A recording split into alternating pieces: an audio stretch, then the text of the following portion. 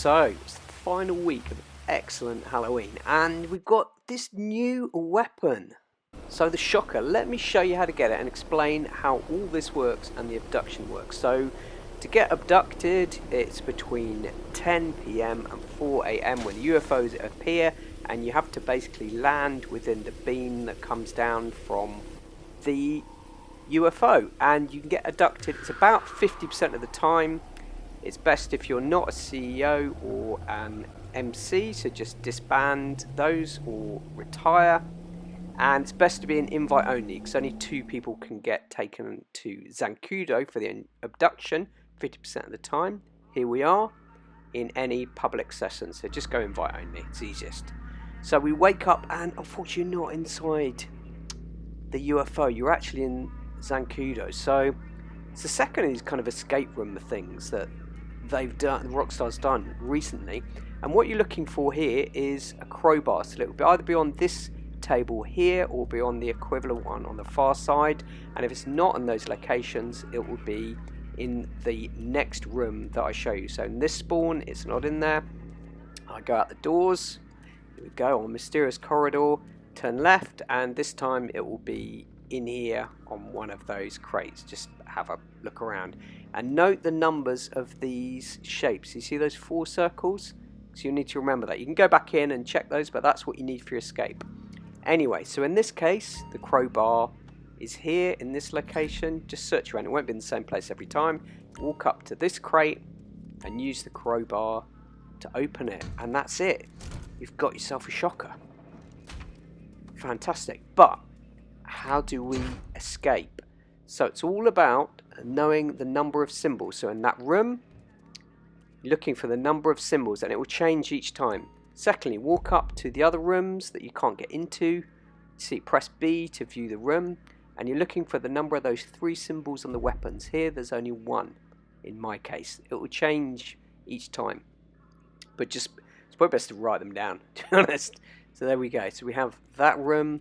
Then we need to look in the other 2 rooms. Look, got that symbol up there, got the star, so we're going to have a look at that.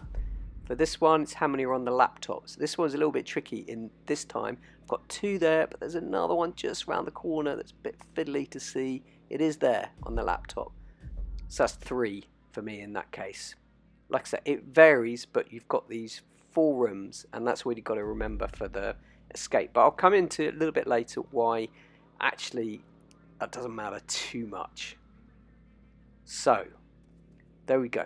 We've noted down the numbers in each of the rooms. So next up, this is the lift that you want to escape through. You can't get through any of these other buildings. So for these levers, it's about pulling it in the order in which they appear. So the room in which there was 1 symbol, you start with that, pull that, that's number 1.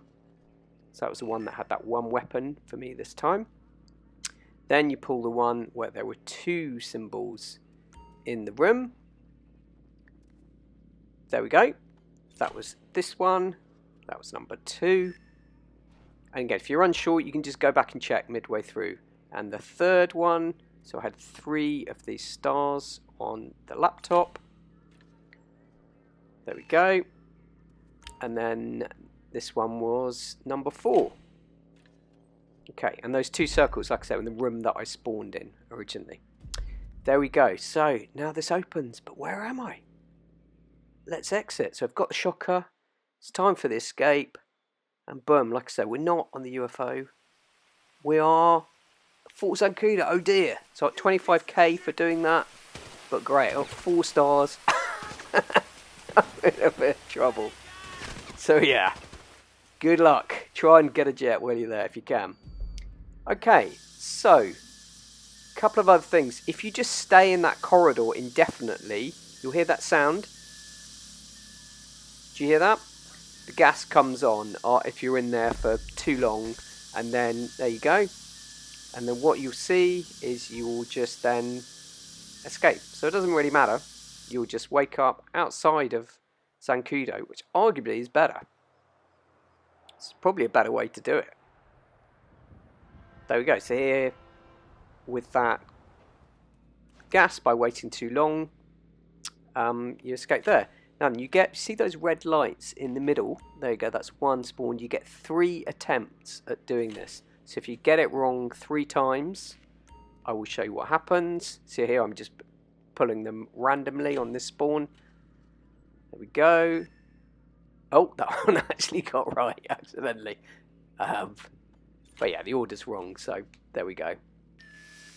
Right, so I've got all 4 wrong, got 3 red lights, and there you go. You see the gas comes back on, and then you'll despawn. So like I say, the fact that you can solve that and then go to Zancudo, I don't really get why that's an advantage, apart from completing it because it's a puzzle.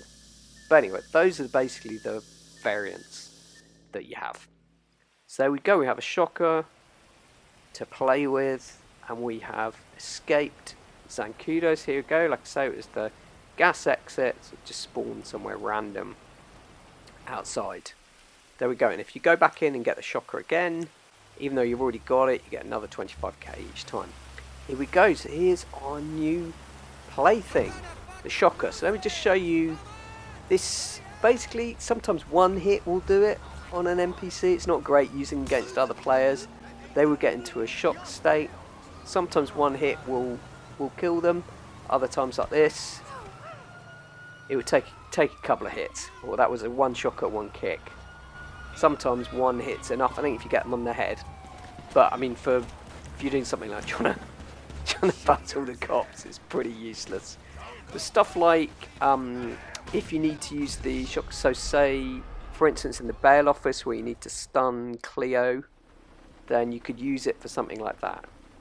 Now then, a couple of things to finish with in terms of the variations on what happens in terms of approaching the UFOs.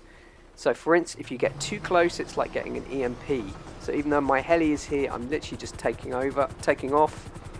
The heli will cut out when it gets near. So to land on those spaces, you've got to basically jump out early and with good height, or look at that, what a fail. Or do what I did, go up to the Hollywood sign, and then you can just walk up to it. Alternative thing you can try is you can land on top of the UFO, or just go straight into its kind of light beam. So if you land on top, unfortunately, you can't do anything while you're on it. There you go. But that will trigger the spawn sequence. So like I say, 50% of the time, more or less. It's been about 50% for me. I know others say it's been less, but that's what it's been for me. 50% of the time you'll spawn in. And if you're in a vehicle, you're under that light. So say you just wait there for it to spawn. You have to get out of the vehicle for it to work. So I think that is it. Any questions? Let me know in the comments. There we go. New content, new weapon. It's been a great Halloween, I have to say. Well done, Rockstar.